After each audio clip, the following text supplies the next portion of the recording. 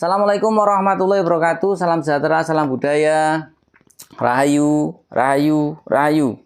Berjumpa lagi dengan saya Mas Oo di channel Pusaka Jawa Official. Alhamdulillah wa syukurillah, segala puji bagi Allah yang telah memberikan segala nikmatnya. Nikmat yang paling besar bagi kita adalah nikmat iman dan Islam serta nikmat diberikan kesehatan. Di antara nikmat-nikmat yang lainnya tidak bisa saya sebutkan secara dohir maupun batin. Salat dan salam semoga selalu tercurah kepada junjungan Nabi besar kita Nabi Muhammad SAW serta keluarganya, sahabatnya serta pengikutnya ila yaumil akhir. Allahumma ij'alna minhum, semoga kita semua di golongan umat Rasulullah SAW dan mendapatkan syafaat dari beliau kelak di akhirat nanti. Semoga Allah Subhanahu wa taala menjaga iman Islam kita, menjaga ketauhidan kita sampai nafas terakhir kita, sampai ajal menjemput kita. Sahabat Pusaka Jawa dimanapun Anda berada, semoga sahabat Pusaka Jawa selalu dalam keadaan terbaik dalam lindungan Allah Subhanahu wa taala. Dijauhkan dari segala macam mara bahaya baik dohir maupun batin. Dijauhkan dari segala macam musibah baik musibah banjir, angin topan, longsor, gempa bumi, musibah penyakit, musibah ekonomi, musibah gunung meletus, musibah kebakaran ataupun musibah pengkhianatan. Pengkhianatan adalah salah satu bentuk makar yang sistematis, yang dampaknya adalah sangat jelek sekali, baik makar terhadap pasangan, pengkhianatan terhadap pasangan, pengkhianatan terhadap rekan kerja, pengkhianatan terhadap keluarga, pengkhianatan terhadap teman. Intinya itu adalah perbuatan yang sangat merugikan dan semoga kita semua dilindungi dari hal-hal yang sedemikian. Sahabat Pusaka Jawa dimanapun Anda berada, sahabat Pusaka Jawa yang sedang terpuruk ekonominya, semoga Allah bukakan keran rezekinya lebar-lebar dan mendapatkan rezeki yang berkah berlimpah sampai ke anak cucu. Sahabat Pusaka Jawa yang sedang sakit, semoga Allah angkat penyakitnya, diberikan kesehatan, kesembuhan serta diberikan ganjaran berupa pahala karena telah sabar dalam menjalani cobaan berupa sakit. Alhamdulillah wa syukurillah, sahabat Pusaka Jawa, tidak cuma sahabat Pusaka Jawa, teman-teman Anda itulah sahabat Pusaka Jawa pun saya doakan hal yang sedemikian rupa. Pada siang hari ini Al-Fakir alhamdulillah bisa menyempatkan untuk membuat video. Kali ini Al-Fakir akan membuat satu penjelasan tentang satu dapur yang dimana dapur itu perpaduan antara dua hewan yang dikultuskan, ya. Dua hewan yang melambangkan dua negara. Salah satu melambangkan satu negara, salah satunya melambangkan juga satu negara. Dan di negara masing-masing hewan itu dikultuskan. Dan pusaka ini pun tergolong pusaka yang langka karena keberadaannya memang rata-rata diciptakan itu rata-rata adalah tangguh pada kerajaan itu. Untuk kerajaan-kerajaan yang lain kayaknya tidak, karena kerajaan tersebut itu memang perpaduan beberapa kultur menjadi satu. Ya, karena kita ketahui leluhur kita itu sangat cerdas, sangat wisdom, sangat bijaksana. Ketika mereka melakukan satu penyebaran agama, mereka tidak radikal. Artinya mereka membaur dengan agama-agama yang sudah ada. Jadi mudah diterima dalam penyebarannya. Nah, dapur pusaka apakah itu? Kita ambil bila pusakanya. Sahabat Pusaka Jawa dimanapun Anda berada, kalau kita lihat dari warongkonya, ini adalah warongko Gayaman Surakarta Kagok Panci. Pendoknya ini pendok bunton, lamen, lawasan. Ini kuningan tebel 0,5. Untuk mendaknya ini mendak meniran. Untuk handle-nya jejeran nunggak semi, wondo, canteng. Sahabat Pusaka Jawa, kita ambil bilah pusakanya. Bismillahirrahmanirrahim. Sahabat Pusaka Jawa dimanapun Anda berada, dari jauh sudah kelihatan ya bilanya. Kita hitung 1, 2, 3, 4, 5. Bilanya 5, luk 5. Kemudian memakai kembang kacang ya, memakai kembang kacang, memakai serawean, memakai jalen ya, memakai greneng pula. Di depan sini stilasi gambaran dari kepala seekor gajah. Kemudian kalau kita amati, tidak cuma gajah saja. Di sini kita cermati secara seksama. Ini alur badannya, ini badan ular atau ular naga. Maka ini disebut sebagai dapur keris Nagaliman Luk 5. Ya, kalau umpamanya kepalanya saja terus di atasnya tidak ada badannya, itu dapur liman. Yang membedakan antara dapur liman dan dapur naga itu adalah di badannya ada guratan garis menyerupai dengan badan seekor ular naga. Ya, paham ya. Kemudian sahabat Pusaka Jawa dimanapun Anda berada, ada pula yang bentuknya gajah tapi di sini ada sayapnya. Ini larmonga. Ya, jadi sahabat Pusaka Jawa perlu ketahui, jadi tidak langsung ngomong ini dapur Nagaliman, nggak taunya dapur Larmonga, atau ini dapur Nagaliman, nggak taunya dapur Liman. Yang namanya Nagaliman adalah perpaduan dua hewan yang dikultuskan di salah satu negara. Ada dua negara. Yang pertama untuk gajah, tentunya kita ketahui untuk gajah adalah dapur hewan yang dikultuskan di daerah atau di negara India, di mana gajah itu melambangkan Dewa Ganesha, putra dari Dewa Siwa dengan Dewi Parwati. Ya, Ganesha juga melambangkan satu bentuk keilmuan. Ya. Kemudian kita ketahui naga itu adalah hewan mitologi yang dikultuskan untuk daerah Cina, tataran Cina atau Tiongkok dulu. Ya, seperti itu. Jadi perpaduan dua kultur dari negara Cina dan negara India dijadikan satu. Ini adalah salah satu bentuk kebijaksanaan untuk Kesultanan Cirebon. Loh, kok disebutkan langsung? Iyalah, wis tanggung wis. Karena saya sudah sering membabar tentang dapur keris Nagaliman. Dan rata-rata dapur keris Nagaliman itu asalnya dari Cirebon. Ya.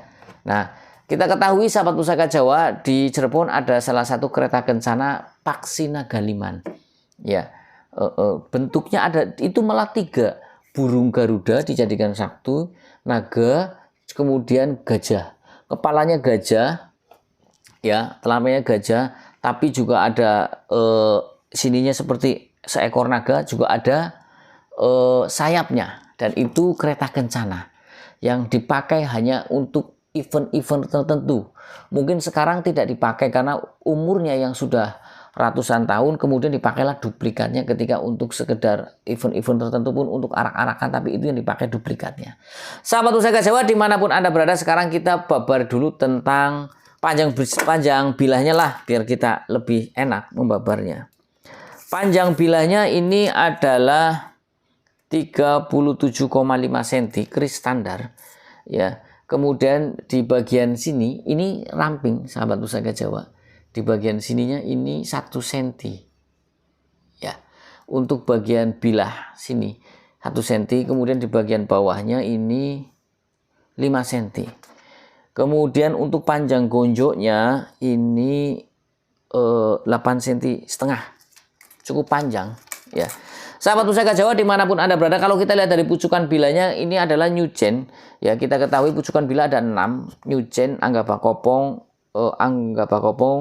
kemudian ngudup gambir, kemudian nugi pinetet, ngumyang, satu lagi ambututumo. Kalau ini adalah pucukan bilanya adalah nyujen. Nah, keris-keris untuk pucukan bila nyujen pasti akan terlihat wingit. Karena apa? Ketajaman di ujungnya sini dan terlihat wingit, ya. Kemudian sahabat Pusaka Jawa kita lihat tentang kembang kacangnya atau sekar kacangnya. Ini sekar kacangnya adalah gelung wayang, seperti wayang kan di sini ada yang gelung begitu kan. Kalau wayang-wayang Jawa kan ada. Nah, ini gelung wayang. Kemudian untuk gonjonya ini adalah gonjo sebit rontal, sahabat Pusaka, seperti daun ron yang dicapik-capik. Gonjo juga banyak, ada gonjo dungkul, ada gonjo wuwung, ada gonjo kelap lintah, ada gonjo wilut, ada gonjo sebit rontal, ada gonjo sepang yang simetris kanan kiri. Ya, sahabat Pusaka Jawa dimanapun Anda berada, sekarang kita babar tentang pamornya. Pamornya ini kalau kita lihat dari bagian sor-soran sini, ya kita amati secara seksama. Ini bagian sor, garis yang tidak beraturan, ya, melambangkan garis yang tidak beraturan. Kemudian dari bawah sampai ke atas, seperti pada motif atau corak garis-garis buah semangka, ini adalah pamor ngulit semangka. Kita ketahui pamor ngulit semangka tergolong pamor melumah, artinya pamor lawan dari pamor miring. Pamor melumah atau pamor ngulit semangka ini itu adalah pamor yang tidak memilih, siapa saja boleh memilikinya. Sebagian pencinta keris beranggapan tuah atau angsar dari pamor ngulit semangka adalah agar kita luas pergaulannya dan juga banyak rezekinya, untuk memperluas pergaulan. Kita ketahui sahabat Pusaka Jawa banyak sekali orang pandai tapi tidak luas dan luwes dalam bergaul. Mereka kaku, pengennya menang dewek tok. Nah, doa dan harapan dari Sang Empu agar kita menjadi orang yang luas dan luwes. Jadi kita ketika bersosialisasi dengan banyak orang itu kita gampang atau mudah diterima. Jadi doa dan harapan dilambangkan lewat pamor ngulit semangka. Oh, jadi begitu Mas. Oh iya. Jadi ketika Sang Empu memberikan doa agar pusaka ini, orang yang memiliki pusaka ini adalah orang yang bisa luas dan luas dalam pergaulan. Dimanapun dia berada diterima oleh semua kalangan, baik kalangan bawah, kalangan menengah maupun kalangan atas. Ya, jadi di sini ketika kita sudah pergaulannya luas dan luas, banyak temennya, tidak banyak musuhnya, pasti rezeki kita akan berdatangan. Apalagi mereka tahu skill kita, mereka tahu kelebihan kita dalam beberapa sektor atau beberapa aspek. Ya, yang tentunya adanya satu hubungan simbiosis mutualisme yang saling menguntungkan. Pasti rezekinya gampang ya. Sahabat Pusaka Jawa dimanapun Anda berada, sekarang kita babar tentang makna filosofi dari Luk 5. Makna filosofi dari Luk 5 adalah agar si pemilik dapur keris Luk 5 ini ketika dia berbicara itu memikat lawan bicaranya, mempengaruhi lawan bicaranya. Ya, jadi dulu Luk 5 itu hanya dimiliki oleh golongan bangsawan saja atau golongan ningrat saja. Memang ada beberapa dapur pusaka yang luknya hanya untuk golongan bangsawan dulu ya, dulu pada era zaman kerajaan, dan juga ada beberapa dapur yang boleh dimiliki atau hanya dimiliki oleh seorang raja ataupun pangeran saja. Dapur apakah itu? Yaitu salah satunya ya dapur naga, singobarong, kemudian gajah seperti ini, naga liman, ya kan? Nah ini juga kalau kita melambangkan antara pamor antara luknya Luk 5 adalah dulu dibuat hanya untuk golongan bangsawan saja. Kemudian pamornya juga pamor ngulit semangka, ya. Kemudian dapurnya ini dapur naga dan liman. Kurang lebih 90% dulu ini milik bangsawan atau orang dalam keraton. Seperti itu. Karena Luk 5 dulu diciptakan hanya untuk golongan ningrat saja. Ya, seperti itu. Saya minum dulu sahabat Pusaka Jawa.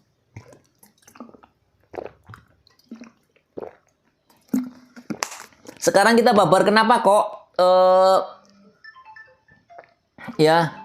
kenapa bentar, ada telepon. Ya.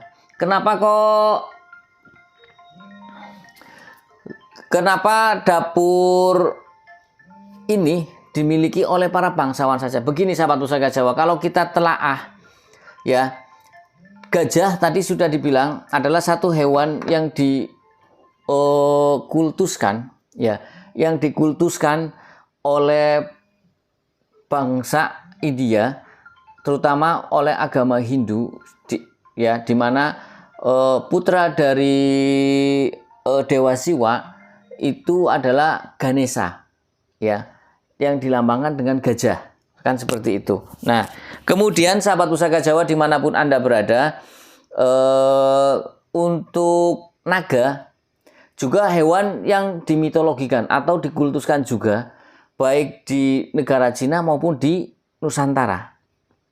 Ya, kedua hewan itu mempunyai kekuatan atau power yang besar.